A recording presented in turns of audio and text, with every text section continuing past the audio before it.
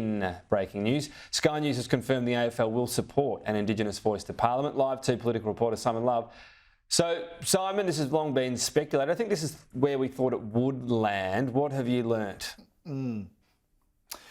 So not only have I learnt this, I learned it around about 10 minutes ago, Tom, but just if you look on the AFL's Twitter right now, you can see it there on my phone and we'll pull it up on the screen. It's a statement that's just been issued by the AFL.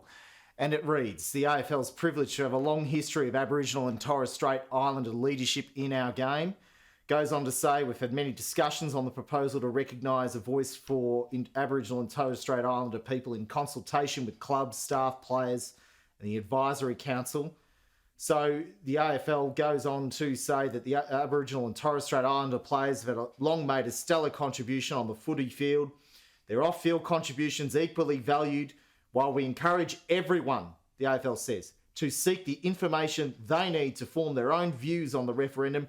The AFL proudly supports the recognition of Aboriginal and Torres Strait Islander peoples in the Australian Constitution through the Voice to Parliament. So my understanding is that this is ratified and ticked off at a meeting of the AFL Commission yesterday. It comes ahead of Sir Doug Nicholls' round, the iconic Dreamtime at the G match that will take place on Saturday evening with Richmond and Essendon doing battle. Then certainly looking forward to that one, Tom. But it follows stances taken, also similar stances by the NRL and Rugby Australia to formally support the Indigenous voice to Parliament.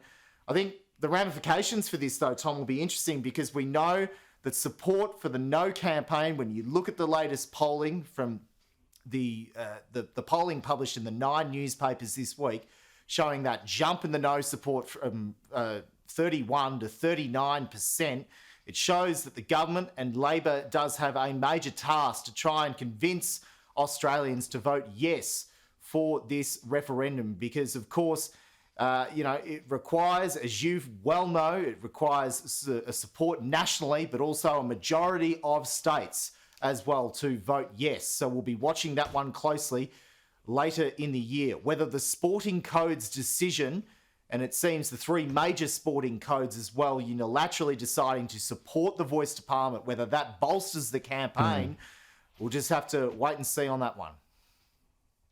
On the federal politics front, Peter Dutton is calling on gas producers to fight for their interests. It'll be interesting to see if the coalition actually opposes the increased tax on the gas industry. Yes, and I presume you're referring there to the petroleum resource and rent tax and also the Labor's current gas policies. The opposition leader, in a pre-recorded address, spoke to Petroleum Association industry figures this morning. They're gathered at a conference in Adelaide. And Peter Dutton ultimately said the coalition's on their side, he says. I don't think it's particularly controversial to say that Australians want to see a return on the minerals that lie beneath our grounds and in our waters.